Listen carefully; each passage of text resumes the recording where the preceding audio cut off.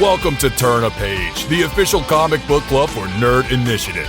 Each week, the NI Bullpen will be covering the world of comics, talking to creators, deep diving into some fantastic stories, and much more. Now let's hand it over to the team and turn a page.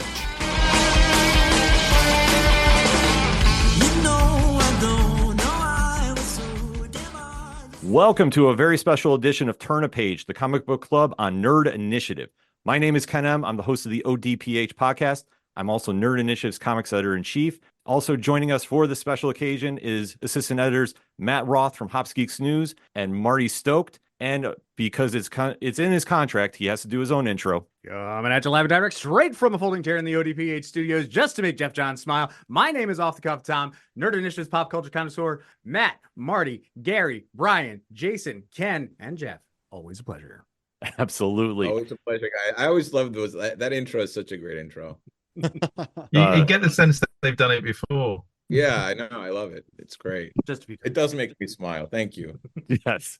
And talk about making people smile. There is going to be two special days coming up in the calendar year. First and foremost is April 3rd, which if you are not familiar with, comic fans, you need to have circled on your calendars. Set the alarms, set the reminders, do whatever you need to, because there is 3 major books that are dropping that you absolutely have to have in your collection. There is no excuse for you not to pick these books up. But more importantly, March 11th is the final order cutoff date. So you need to make sure you run as soon as you hear this episode to the comic shop, sign up. Make sure you have your copies, plural. You're going to need more than one because this is going to be a whole new wave of comics that is going to take over and you don't want to be the one missing out. So luckily, we have the creators of these lines of books coming on the show. And you know their work from such past stuff as Three Jokers, Batman Year or 3-1, The Ultimates. But let's face it, that's the past. The future is summed up in 2 words, Ghost Machine. So joining us for the special edition, you know him as the artist of Redcoat, Bryan Hitch, the artist of Rook Exodus, Jason Fabok, the artist of Geiger, Gary Frank, and the writer of all 3 of these books, Geoff Johns. Gentlemen, thank you for coming on the show. Thanks for having us. Good to see you guys. It's good to see you too. Yeah,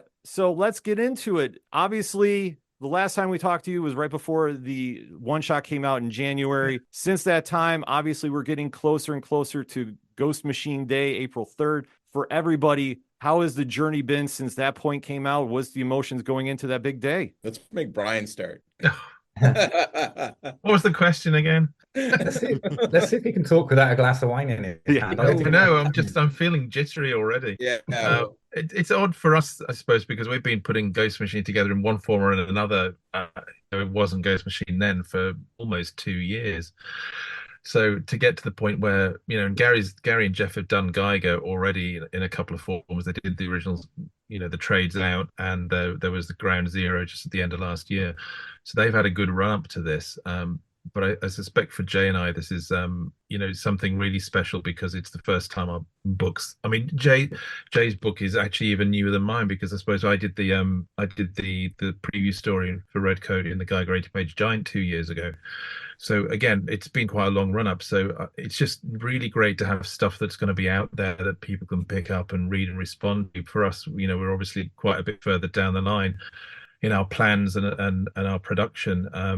But it's always exciting when something you're so genuinely proud of comes out. And we are also proud of these books and each other's work as well. So it's really exciting. In fact, it's the most excited I've been since I did Ultimates. Wow. Yeah, it's for all of us, and I'll speak for me, and the other guys can speak for themselves.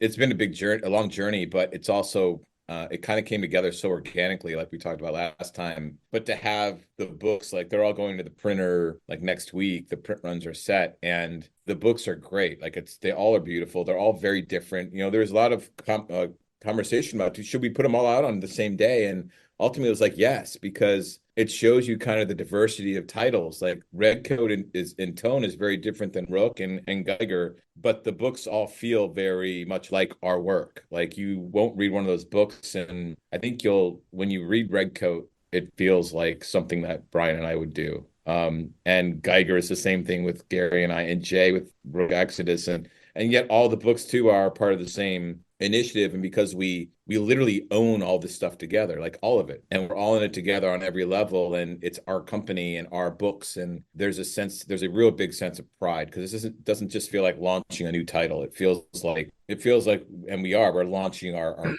company, our who we are as people. Like, this is who we are. Our work is who we are. So when you see these books, this is who we are. And I'm really proud of who we are and what we've done and what we've built and everybody that's a part of this. So for me, it goes so far beyond the professional, aspect of like, oh, it's exciting to have a new book out, especially from Image like this, because it's such a dream to be at Image. It's just so personally, it's a symbol of like what all of us together have been working towards, and that's really exciting to have it finally kind of come out. The one shot was one thing, but you're getting 6 pages or 10 pages, 4 pages of a character. It's just a taste. And this, like, Rook and Redcoat are twice the size. They're big intros, and Geiger's I think a nice, great continuation, but also an introduction, if you haven't read Geiger, to the book. And that's what I'm excited about, is people experiencing these, what we put our everything we have into, because it's all on the page. Yeah, I think that's one thing that just really jumps out about that. I mean, Jason, especially too, is like, this is one of your first books as well. Like I say, the emotions coming in with now being creator owned, like, how's this affecting with you? Yeah. I mean, I remember being very, right now I'm feeling very excited. Like I really want, I've been waiting for this day because we've been working on Rook for a while. Like, I drew the first issue, maybe it was sometime last year, early last year.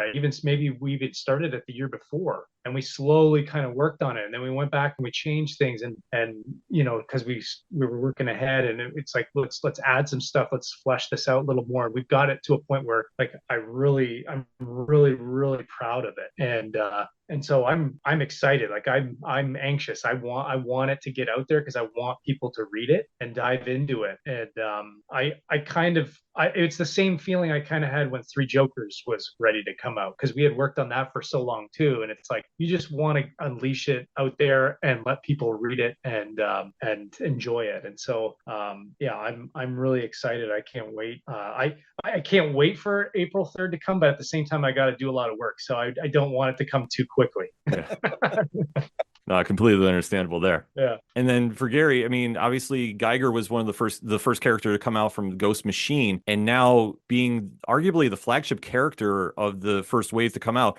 Like, how is it feeling for you to reintroduce that character to a whole new audience? It's kind of, I mean, I don't have the butterflies, I guess. I don't have the because we've done it. We've already had Geiger out there and everything, and it went down well. We're really pleased. So for us, it's kind of, I'm speaking for both of us, Geoff, but I think for now we kind of feel quite at home with this work, right? It feels like we're in a groove. We know where we're going with it. We know what we're doing with it, and it's kind of, it's just nice. We've talked a little bit about how the fact that we've done so much kind of feels like, and the fact that you're returning, it feels like there's not so much world building involved. I don't know if that necessarily reflects in any way on how we feel about the launch of the miniseries, but it does definitely feel like a continuation of something, which I guess it is. Yeah, it feels very lived in. I think the interesting thing about like Geiger, like we're on like our 12th issue now of Geiger, and including everything, and it feels really comfortable. Like, I love the characters. There's new supporting cast member that joins up in issue 1, and it feels to me, it feels like the classic comics I love. I mentioned the original Vertigo line a lot, like Preacher and Shade the Changing Man and Animal Man, and like that had an influence on kind of, for me, in each one of these. They're so tonally different, but they're just classic character-driven stories that are a little bit off the beaten path. They're not quite superheroes. Like, they're almost all superhero adjacent, but we didn't want to do straight capes and tights. And Geiger has a very kind of gritty feel, but it's still there's a lot of emotion in Geiger. There's a lot of, like, Geiger is kind of this guy that's caught between being a really violent, force of nature as a glowing man, but then also a very caring and kind husband and father as Tariq Geiger. And that push-pull is evident, I think, in every issue. You see these moments of real warmth from him, and then you see these moments of brutality and that kind of, protective nature. Like, his story really is like, protection it's being a father isn't all about protection, which he, I think, misunderstood. And it's about a lot more. And being your role in life can change, and, what you're meant for can change. And And that man versus the monster is kind of a classic trope I think Gary and I both love. Yeah. That's really what Geiger's all about. It's this guy's got to find purpose, and but it's really fun to watch him meet people we really don't like that deserve to be beat to hell, and he does it. Like that's fun. Yeah, there's that catharsis and everything there. But I also like the fact that, I mean, aside from him being protective and that being his role as the protector of the family, I like exploring the degree to which he's dependent on the family, or he's dependent how his personality to stay grounded. He requires somebody to care about. It's just a nice thing. He's not just kind of a raging lunatic who's pissed off because he's lost everything. He's kind of there's an element of this kind of struggle to find himself again, or find what it was about himself that was drawn from his role as a father. Yeah. So yeah, nice. It's nice and complex, and it's nice and human. Mm-hmm. Yeah, I mean, it definitely jumps off the page too, and I think that's also a credit to two other creators that are involved in all three of your books, and that's Brad Anderson and Rob Lay. So talk about their impact on your books coming out. Well, I'm just going to nip in here because these guys had worked with Brad before, and apart from a couple of covers Brad did as warm-ups before we started working on Ghost Machine stuff, I'd not really worked with Brad before. I'd liked his work, but never worked with him before. So it's been kind of a real process of discovery of just how really bloody good he actually is. And just what he brings to it, and there's such a joy when he turns the pages in, because the way he thinks and the way he works, it's always an enhancement. And the same with Rob. Apart from how good a physical letterer he is just he knows placement really well. You don't have to try and control that. He just understands where to put it in the artwork. And now I've got him contributing because of the period setting. There's all these different kind of places, signposts, and if you look at like Victorian or 19th century cities where Simon's hanging out, there's an awful lot of billboards, because they advertise what the shops are, what they sold before there was kind of the advertising that we're familiar with. So I've just started asking Rob to do all that stuff, because it just looks much better when he does it than when I do it. So again, that's an enhancement to the artwork. So there's they're both part of the art team. You can't just say they're colorists and letterers. They're part of the art team. Yeah, they're massive creators. I mean, Brad, we call him the master of light, or I call him the master of light, because he can make anything light up off the page, including Geiger. I don't know how he makes Geiger look like he's glowing during the day, but he does. The process to it that he is some kind of trade secret. He won't tell me what it is, but he's just phenomenal. And you can see all these books when you look at them. Each one has a different palette. I love that Geiger's got this like yellow green look, and Redcoat's obviously got the red, and Rook's got this yellow palette to it. But Brad's so enthusiastic about the books, and Rob doesn't just letter the books like Bryan says. He does placement, sound effects for the books, and also he really dives into story. Like, he's not just lettering; he's into it, and he always has notes in the columns that make sense. Like, hey, what about this? What about, like, he's thinking about it, and that's appreciated so much because it's truly additive to the book, and that's what these guys do. Brad and Rob add to the book; they make the books better and better, and that's what you hope for when you're working with creative people. But and also Brad and Rob go well beyond colorist and letterer. They're part of the company. They're really important to the culture of the company and who we are and what we do and how we do it, and all their experience in different things. Like Rob's worked for toy manufacturers, and I mean, all that kind of comes into play. And when we're together, I mean, you won't find someone else that's at the pool more at the hotels than Brad Anderson with a drink. We're actually, the whole company's on like a Signal chat, and it's really fun to just Brad and Rob are two of like 20 of us, that it's really fun to just be on Signal with people across the world, talking about sometimes our comics and our company, and sometimes just, hey, it's snowing today, look what I got to deal with, and it's really funny. You can't blame Brad for being in the pool all the time when you see what the fact that virtually every day there's a picture of him shoveling snow off the driveway. No wonder he likes the swimming pool when he gets access to it. He's got one in his back garden, actually. You never see it though, will he? It's that over.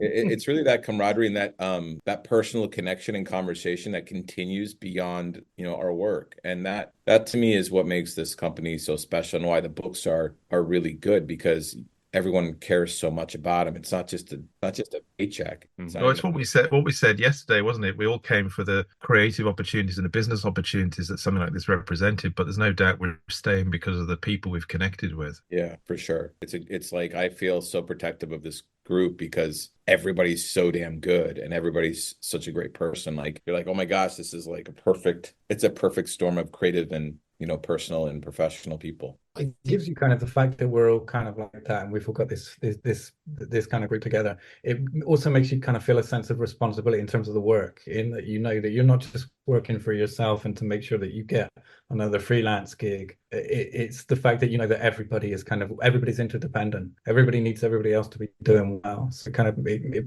gives you this feeling of kind of you need to pull your weight and you need to do your best stuff and you need to do it on time because everybody's dependent on you. Yeah, there's a sense of pride to it all. Well, there's no competition, is there? Because I mean, it's the kind of competition that comes from being inspired by the people you work with, and you want to be as good as them and work as hard as them. But we're all just so into each other's stuff and interested in each other's work and the stuff that we've got coming up from others like Pete and Francis and Pete and Peter and Maytal and Lamont stuff as that's developing. And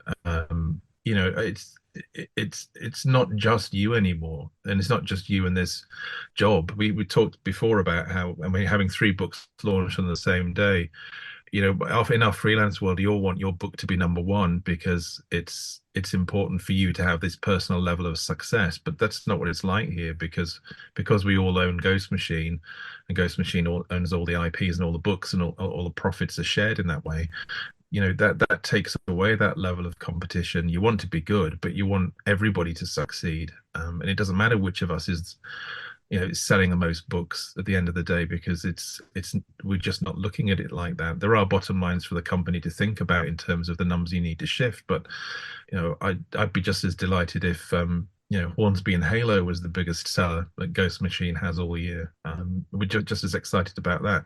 But we're all invested in each what we're doing, and this is long-term commitments for all of us. None of these books are going away. Yeah, absolutely. I was going to say, I hope they don't go away because, I mean, with the 3 that you have launching this on April 3rd, we can't stress enough, it's Ghost Machine Day, and it's going to be such a monumental day at the shops. I mean, let's kind of dive into a little bit. And first and foremost, I know Matt has been itching to talk about Redcoat, so I'll hand it over to him because obviously the description of him being the immortal mercenary who's a bit of a tool. I mean, that is an amazing selling point. But Matt, I mean, I know you want to talk about this. Yeah, no, this is probably my most anticipated just because I have such a love for history and tools. Just he said it. I sympathize with him a little bit, right? Like just a little goofiness. But so I know Bryan touched upon this in Orlando, being this outside perspective, coming up with the character Simon, who is British and going through American history. What was that like for you and Geoff to kind of have these opposing, I guess, growing up? You learned one thing, Geoff definitely learned more a different side of the American history. What was that like blending together to create this magical fantasy that just travels through time? Well, the weird thing is, I suppose, is that culturally we're actually extremely similar, because the culture I grew up on, I mean, I might have grown up in England, the far north of England, where culture was few and far between anyway, but it was all American stuff, from whether it was Cagney and Lacey or Superman the movie. It was American pop culture that I absorbed. It was American music I listened to, and American comics. So American comics, absolutely. It was all American. So when my sister and I used to talk when we were kids that we just wanted to go and live in America because it was so much. Obviously, this is 1970s America, so perhaps it wasn't the best place to be, but. But yeah, so we have the same culture. We're the same age, have pretty much the same kind of pop cultural background. We both adored Superman the movie. Geoff worked for Dick Donner, so he's got an even bigger connection to that material. And there's more similarities between us than there are differences, I think. We've had different lives, certainly, but I don't think the cultural differences are there. But we do bring different sensibilities, because when it comes down to it, Geoff's American and I'm English, and Simon's an Englishman in America, so there's always a personal perspective to that. I don't know how we got onto it being an Englishman, a British soldier in It just sort of came out almost Okay. by osmosis, really. It was almost like, who's the most undeserving human being to become immortal? And it was like, well, maybe Obviously, he was an Has to be an Englishman, right? Englishman. Yeah. an English redcoat soldier, right? And then we had to be like, it really did start with that. It's like, who's the most undeserving person to gain immortality that would just absolutely waste it? And he's not, it's funny because we were talking about Simon as we do all the time. It's like, he's not cynical. He's not really cynical. He's just kind of like, that's the way things go. Like he's He's just kind of aloof. Yeah. he's a little aloof. He's a little like he's Well, everything's face value with Simon. There's no real subterfuge in that regard. Is when people show themselves to be assholes, he believes them. There's no kind of second guessing that. Yeah. It's a really I really can't wait for you and everybody else to meet Simon in full, because I think like by the time you see him running, he deserts the Battle of Trenton, and by the time you see him desert it and hide from the colonists, you already kind of get a sense of who he is. But this first issue paints a picture of a man who he grew up with feeling worthless, and he still does, but it doesn't really bother him. It just kind of is who he is. And it's that face value again, isn't it? Because he's been told he's worthless, so accepts that he's worthless. So okay, and he's also but he doesn't seem to bother him, and he'd rather talk his way out of things or run away from things than solve anything. And he's done that for 116 years since he's been immortal, when we meet him in 1892. But it's fun too, because there's a little dash of like greatest American hero in there, because he thinks he's immortal and that's it, but there's a lot more to it. And he just is kind of at times an idiot, so he doesn't really know or even care to explore much of what happened to him. He just knows that he gets killed and he wakes back up about 24 hours later, and there's a few things like about being immortal, like you're always a little hungry, like no matter how much he eats, he's always just a little hungry, and it's super annoying. And he's always broke because he's terrible with money. He thinks it's a curse. He's like, I must just be like, that's the curse, but he's just terrible with money. And people, yeah, he's awful with people. He has terrible relationships. He makes a lot of enemies.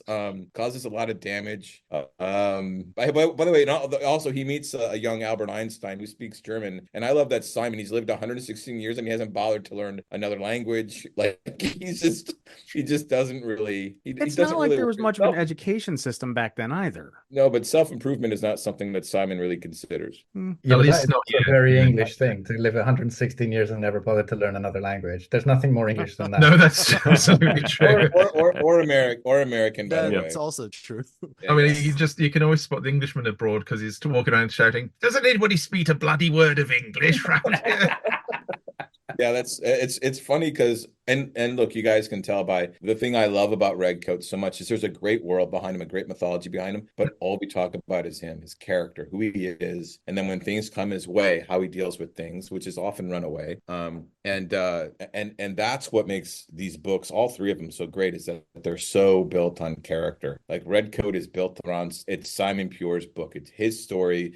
Everything's from his perspective, his point of view. And it does have Matt, like, okay, his view of America and how it's run, but it's not necessarily about that. It's not a political book. Mm-hmm. It's kind of a universal emotional book about, but we just did decide who was the most undeserving human being that could become immortal. And I think after me, it was Simon. Yeah.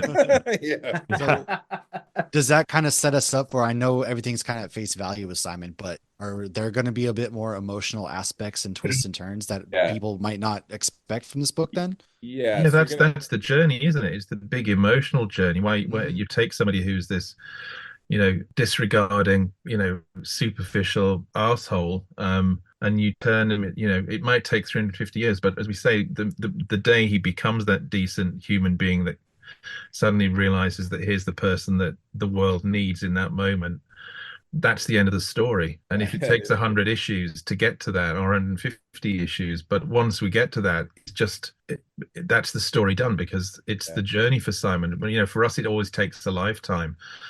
But Simon's lifetime is essentially, has no end. Yeah. So it's just, how long does it take you to learn from your mistakes? For me, it's taken me, I'm 54, and I would say that I probably only really figured shit out now, both personally and professionally. You're Simon's you're way ahead of Simon, Brian. yeah, I know, but that's but by the time we meet Simon in the 19th century, his if we say he's got a 300-400 year lifespan, he's still pretty much only middle aged. So he's only hitting the point that I'm hitting because I'm obviously going to live to 108. Yeah. It's a really unique book, and it's 38 pages too. So The first issue, yeah. for $3.99, and great beautiful art by Brian and Brad and Rob. But it's fun. It's just fun because it's so different. I don't know of any other book out there ever that was like Redcoat. It's definitely a unique story. And that's 100%. I can't wait. I can't wait for all the books, but as soon as I saw like the lineup initially, Redcoat was the one that jumped out immediately to me, and it's already been ordered at my comic book shop. That much I do know. Well, that's like our hope is that all our books appeal to, like, it's just they're all going to appeal to different people. Some people might like that, some people might like this, some people might like all of them, and that's the goal, is to create books for different tones, for different audiences or the same audience, as long as it's just quality. Like, that's our key thing is Ghost Machine. It just is going to symbolize its quality. It's people who are artists, who great stories, great art, great characters, and different tones. Yeah, you speak about the quality, which is incredible, and that is the case with all of these books. And it just shows in that big massive book that you guys put out earlier to tease everything up. The quality of all of the art is unreal, and that alone should get people to jump in, because you guys aren't shortcutting anything. Like, there are times where some of the panels aren't as detailed, but there's no panel that in any of the books that are out there that don't have the line work, the shading, the detailed aspects that I personally love, about the art around what you guys are producing. And then the characters that you guys are creating are just top notch and unreal. Thanks. I mean, so it's incredible. Thanks. That's our goal. Our goal is to honestly just, we want to have a high level of craft and real personal creation. So every one of these characters is a personal creation, and you'll feel us in those. But we're giving everything we got. We this is the most important thing we've all ever done. Yeah, it shows. And I mean, for me, Matt, you talked about Redcoat jumping out at you. For me, like, I've known Geiger and I've known Junkyard Joe, and those are automatic pulls because I love them and I want to see where that character goes. And I thought that was an incredible start. But for me, like, when I saw Rook, I was like, wow, like, just the character design alone and the tease that we got with the 6-ish pages in that one shot just gave us tidbits about what this world is really about, but nowhere near enough to where we know where it could be going. And there's so many questions that, like, when I was reading through it, had me intrigued. And it has a whole bunch of different themes that are playing into it with the corporate. You kind of got this post-apocalyptical sense. You got this really cool tech helmets where you can, have conversations with animals, and there's animal aspect to it, which I loved, and hyper detailed. But for readers that haven't really saw the first 6 issues, like Jason or Geoff, can you give us a quick introduction to Rook? And then following that, I really want to know the inspiration behind Rook's character design and the backstory, because I feel like it definitely, this is something that hasn't been done before. There are aspects that I've seen, but not melded in the way that you guys are melding it. And I'm really digging it. Geoff, why don't you lay out the story stuff, because you're great at that, and I'll talk about it. Guys. Okay, Jay. Okay. Jay, it all started with the design that Jay had of Rook that he had since he was, how old were you, 13 or something? Like, I mean, it evolved over years, but yeah. But Jay, we were talking about like what we wanted to do, and Jay eventually, we sent this design, and I said, like, let me take this design and just think about it. And I came, it only the initial thought was the next day. I called him and we started talking about like our relationship between technology and animals, and the idea, like, everyone has a favorite animal. Like, it's just, we do, right? We all were kind of grew up, what's your favorite animal? It might change over the years, but we have a favorite animal. And we relate to animals in a certain way. And there's something really cool about doing a world where, okay, if this guy Rook had the ability to kind of control these birds with this helmet, and there are other wardens essentially that have these different helmets that control animal species, and these helmets affect them, and They talked to these animals, and it was all under the pretense of a world where, who doesn't wish that everything was under control here on Earth? Like, who doesn't wish that everything was like, from the weather? I sure do. From the rain yesterday here,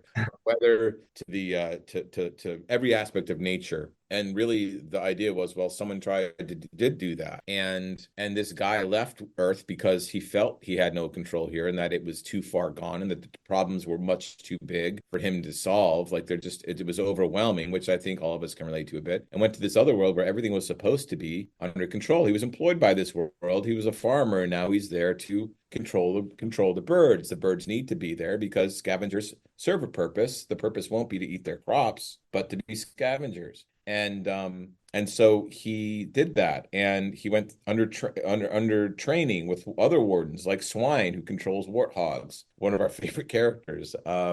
He's like Pigpen if he became a superhero, and from Peanuts. And he's got these boars he loves. He loves his drift, his pigs, and the technology broke, and everybody who paid to move to this planet Exodus left. They paid to leave, and the employees were left behind by the corporation, who said, we'll be back, and they never came back. And the world has since devolved into a war over the control of nature. And these wardens are the most prized kind of people that control these animal species. And so Rook, when we meet him, he's just trying to finish building a rocket and leave Exodus. And every week or 2 weeks, he sees a rocket fly up into the sky as someone is trying to escape. And more often than not, the rockets detonate and they crash back down to the ground, and he scavenges them with Swine for parts for a rocket he's making so that they can leave. And the themes of this take, there's a lot of themes, the natural instinct of fight or flight that we all have, right? When things are bad, we want to run away. Everyone's had that bad day at work where they're like, I'm just going to quit, right? Or had a bad time, like where their instinct screams, that primal instinct screams to just fly away, just leave. And that's just, we all have that. And the other one is to stand and fight. And that's really within Rook Exodus what it's all about is, when a world's overwhelmed with problems, what do you do? And then also a relationship with animals, and just cool kick-ass action too, with like helmets and animals. And we like Jay and I love 80s cartoons like Thundercats and yes, G.I. Joe and all that. They had such great characters, and they were all so unique and fun. So it's got a lot of aspects to it. But yeah, and it's about this guy Rook, who's a scavenger now. He's like the birds that he controls. He's scavenging for rocket parts to leave and fly away. And that's where the story starts. So it goes somewhere completely different, right, Jay? Yeah. I think like there's this like Geoff was saying, like everybody has their own favorite animal, and it's something that I think people they connect with. They connect with the characteristics of animals and how they look, and sometimes even just down to their colors, we really want to play that up. At first, when I came up with the design, like I always had this design for this guy with a trench coat and like a bird looking mask, and I was kind of messing around with this idea and kind of like a mix of military and Mad Max and a little bit of Star Wars and all this sort of thing in there. And it was Geoff who had suggested, he's like, well, what if there's other characters with helmets? Like originally I just had a guy and he was just called Rook. And he was kind of like I just figured, he's a character who kind of like a Batman in a sense where he takes on an animal avatar, and that's his symbol. And he runs off and he's fighting whatever, battling monsters and stuff like that. But Geoff was the one who was like, what if there's other characters who control animals as well? And then that like totally unlocked everything. And at first, like I was being very subtle with the designs, and then now I'm just really leaning into it. So if there's a guy who's like a character who's based off of a fox, I'm really leaning into that. And or like Swine, like I made him like a little heavyweight. He's a little overweight, and he's hairy, and he's probably stinks as well. Like he can kind of smell them. His stuff's all dirty, and it's like we started to kind of play up to the different characteristics, because it felt. I remember even having a conversation at one point, and we said, "Is this too cheesy? Like, is the idea of characters with animal helmets controlling Not it at all. No, absolutely not. Yeah, we came out of it going like, no, I think we have to lean into it, because it's kind of like, it reminds me of things like He-Man, where Yeah. you know, you got a character called Fistor, and he's just got a giant fist. You know, it's like you just lean, or Skeletor, he's a skeleton. You know? Like you lean into it, you lean into the theme. Mossman, Every character, Skunkor. I got, yeah, we got it. Yeah. yeah, It's great. By the way, Mossman was just Beastman, but green with like that. Yeah. So there was a guy called Fistor. Fisto. Yeah, Fisto. Yep. Yeah, Fisto. You Brian, couldn't get away with that today. no, I think they changed the name. I grew up on that cartoon, Masters of the Universe, and I loved that cartoon. I loved all the characters, Webster and all those guys. Like, they were all so crazy. But there are aspects of kind of the 80s, I guess a little bit of the 80s cartoon lines, because we those were cool characters. They captivated me, and the imagination that went into them was a little campy, but it was really fun. And I think we're walking the line of, something that's got real ethos and emotion. That's the most important thing. It's got to be grounded in real emotion with real stakes and we have something to say. We do have something to say with these books. All these books have something to say. Like with Rook, we are talking about, like, the pressures of the world today on an individual, and like our relationship with animals, and then just why do we all relate to an animal, and like there's a lot of aspects we're exploring. And Jenny and I have, like, I don't want to kind of get into like the kind of the conclusion Rook comes to in this first arc, because it is what the book's about.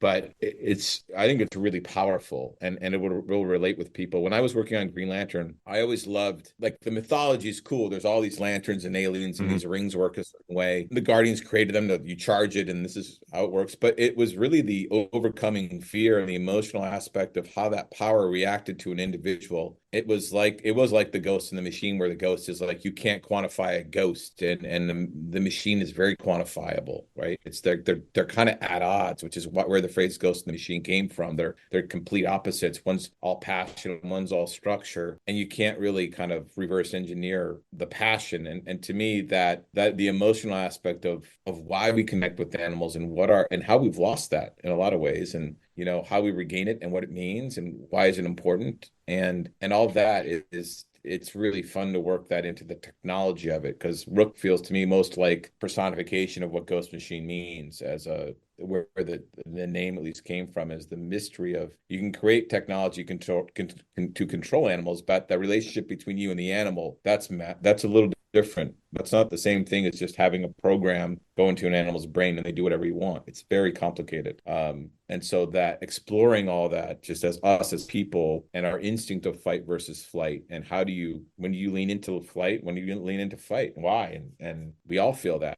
So it's fun to just explore all that stuff with a kick-ass, like, helmet that looks like a gorilla, and he's controlling his gorilla.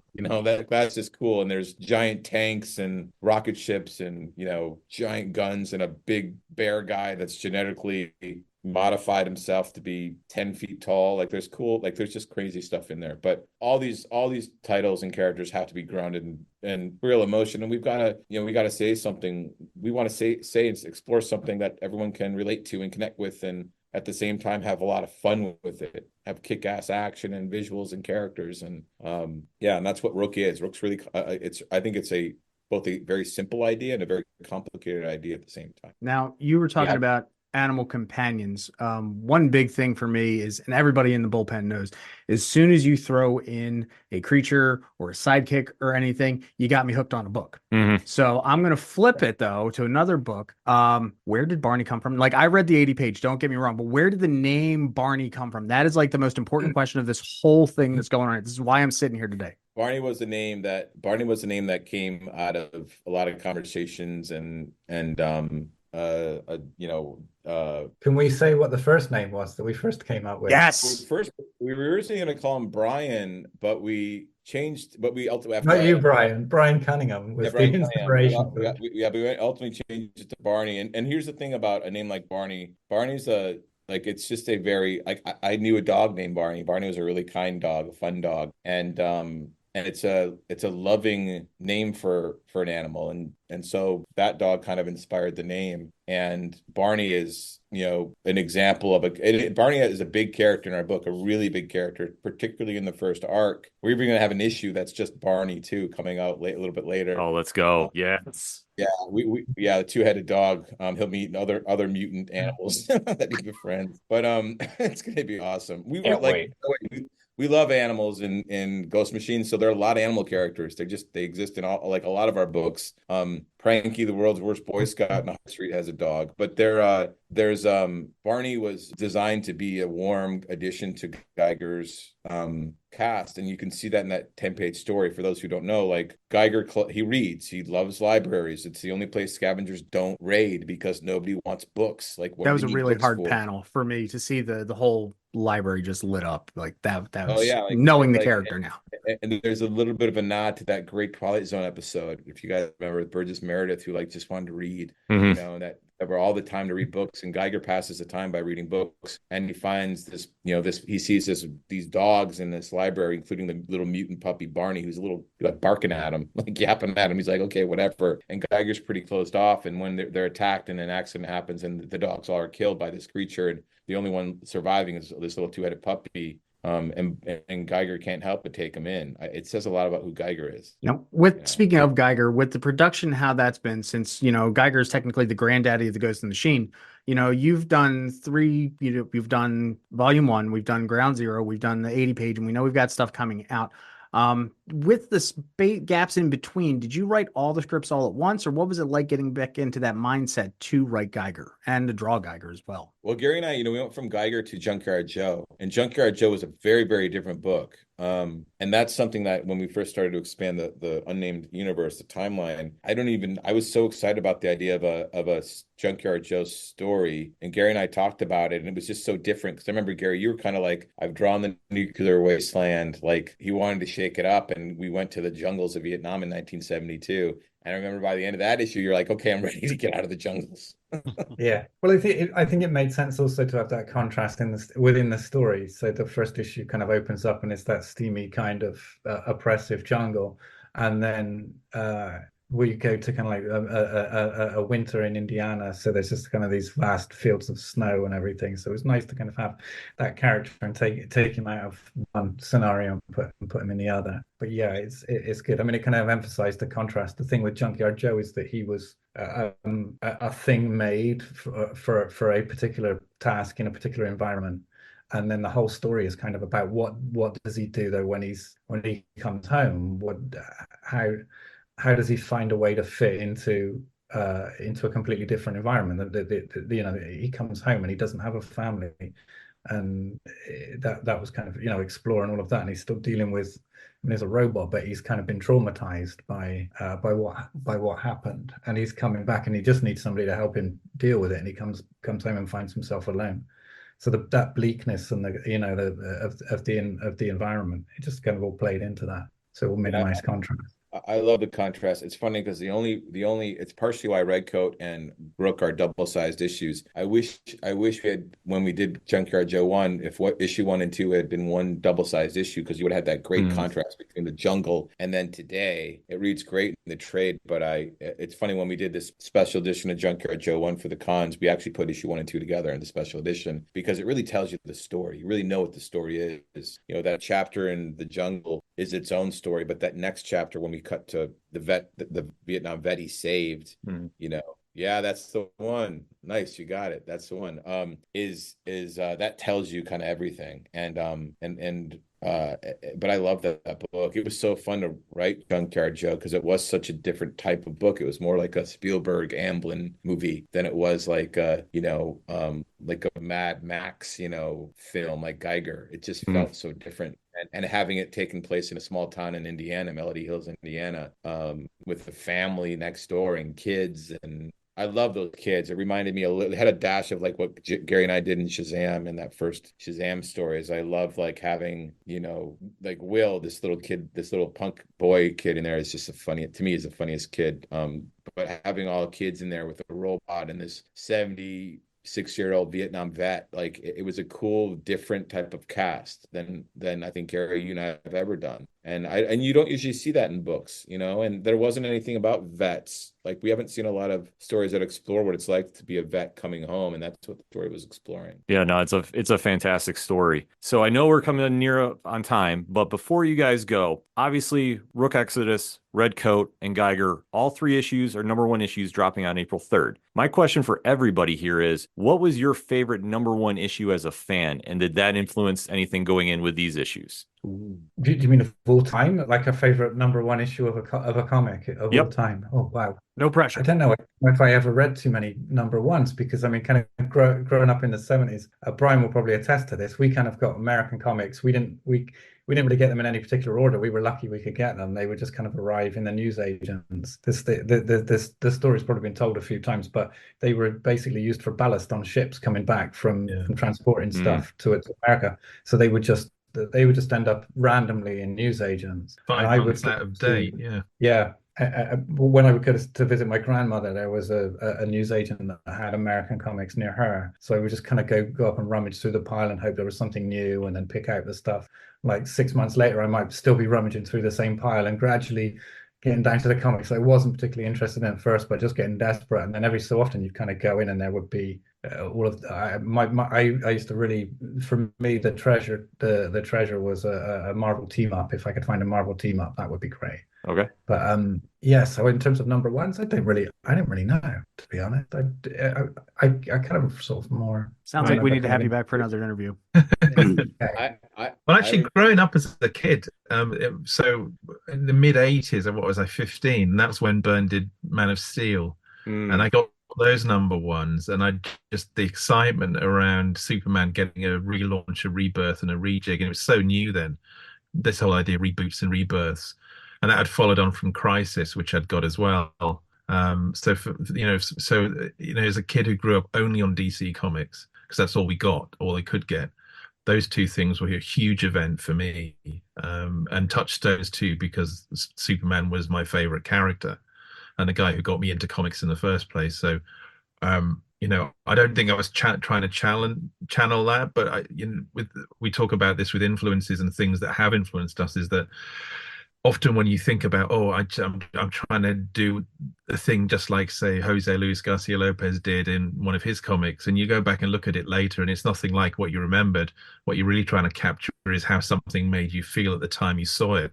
So that kind of features heavily in work, is the things that inspired you and how they made you feel, and that features heavily in something like this in Redcoat. And as I say, the only time I've ever felt that I was onto something as big as this, that was going to be as personal and, for me, a bit of a career jumping quality and ability and stuff on display, was the Ultimates, and that was a long time ago.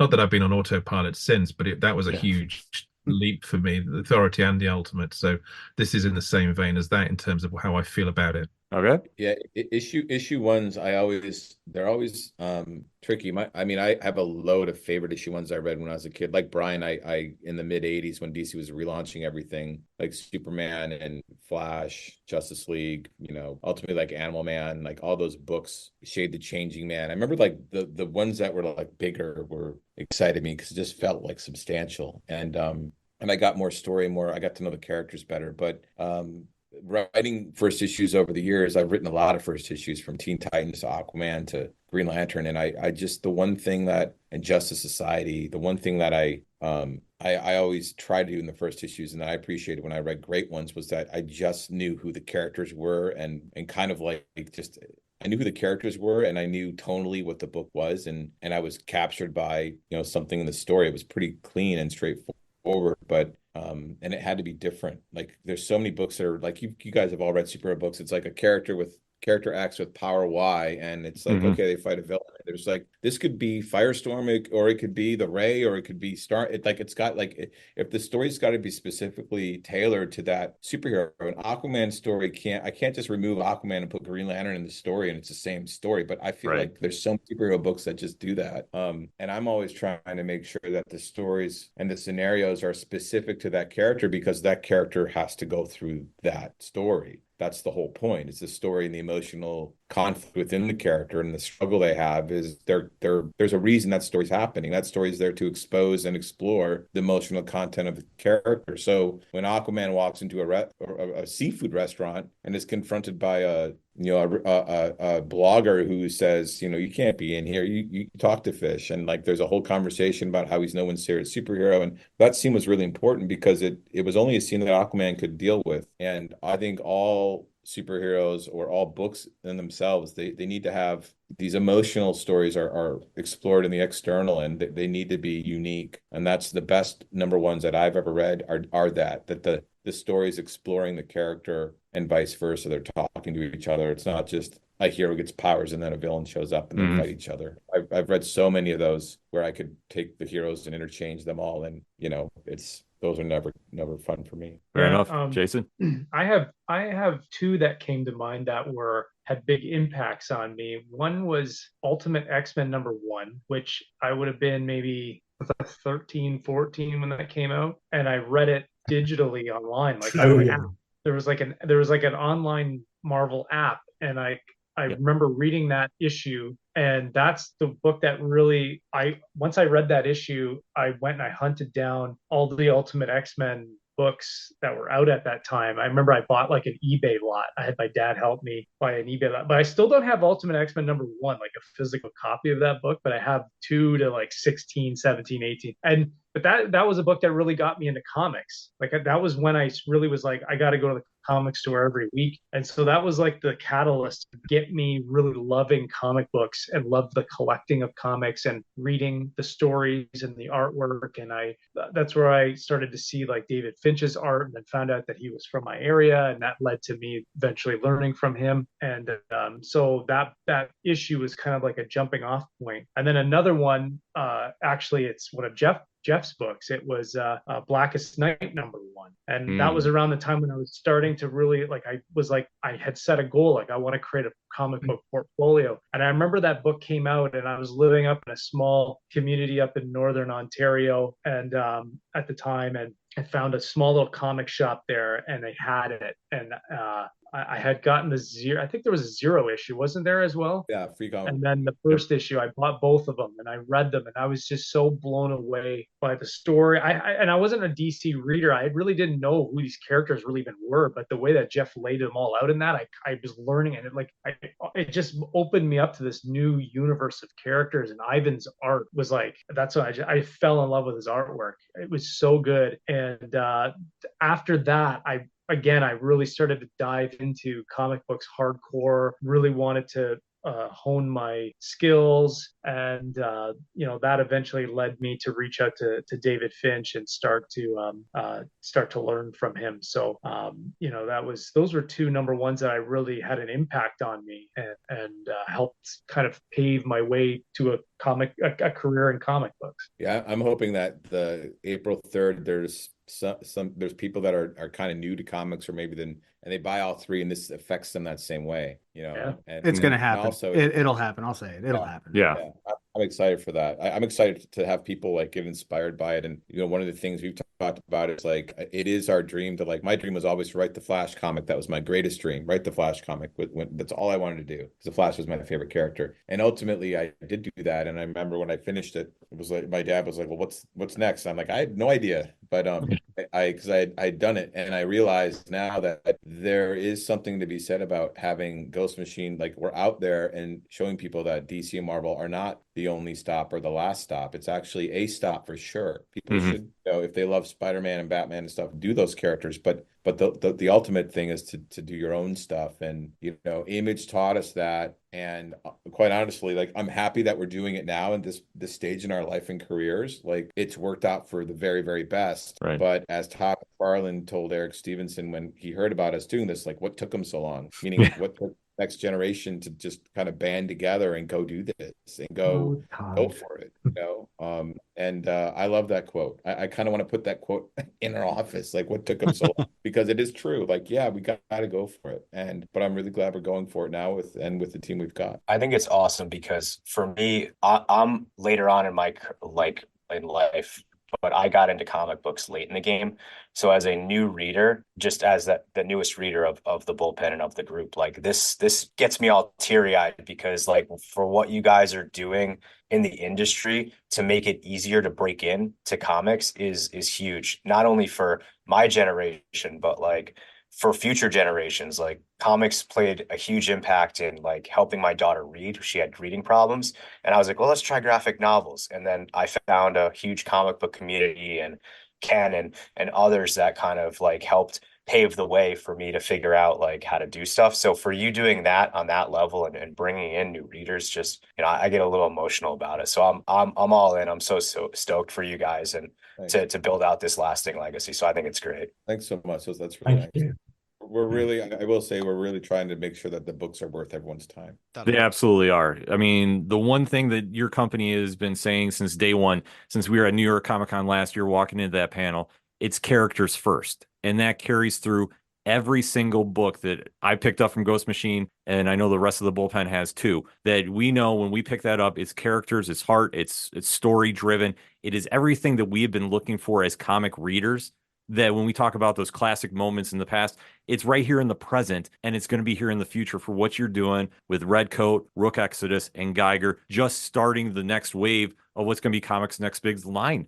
I mean, to be honest with you, I mean, there's no question about it. And like I said before in the beginning of this episode, and I'm going to scream it again, March 11th is final order cutoff date. You need to have these issues. And I would say get at least 2 issues of these, because you're definitely going to want to make sure you have a backup one, because they're going to be so valuable. They're just from a personal level that you are going to make sure you don't want to ever lose it. You want to make sure you have multiple copies of these issues ordered, and definitely spread the word about this to any single comic book fan you know, because if they don't have these issues in their possession on April 3rd, Ghost Machine Day, they're doing something very wrong. Trust me, this will be worth your time. This will be worth your money. You're not going to be let down, and this is going to be the start of the next big thing. Guaranteed. Gentlemen, thank you so much for taking the time out to talk to us today. We definitely have to talk after the issues come out. Always a Thank you pleasure. very much. Thank you, guys. Yes. Thank you. Thank you to the bullpen, Tom, Matt, and Marty. My name is Ken M. And thank you, the listener, for listening to another edition of Turn a Page. And we'll end it as we always do. When you're at a comic shop and you have a great issue in your hands, such as Redcoat, Rook Exodus, Geiger. I get too excited. See, that's how I mess up my words. And you see somebody struggling to pick up an issue, hand yours off to them. Tell them turn a page. We'll see you next time.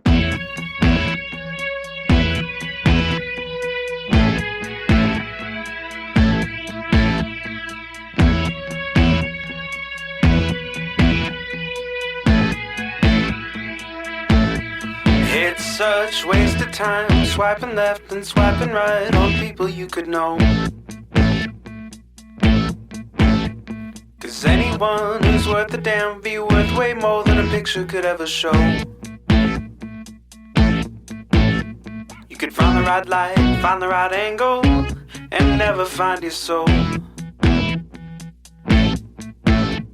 And it can feel like a losing battle, and this plot is full of holes.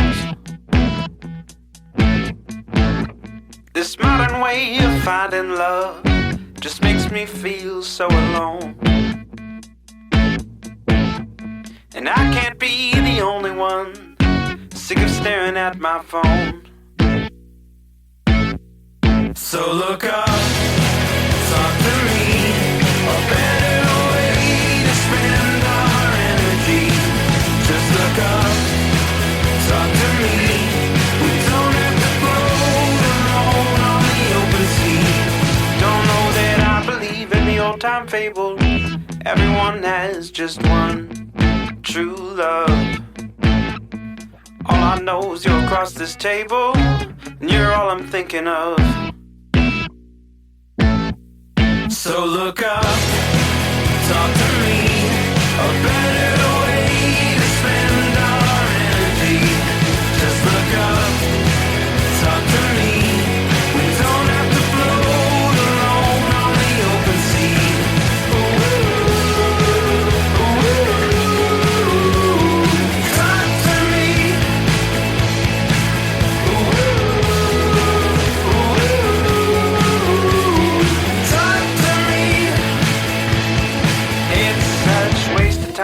swiping left and swiping right on people you could know. Whoa, oh, whoa.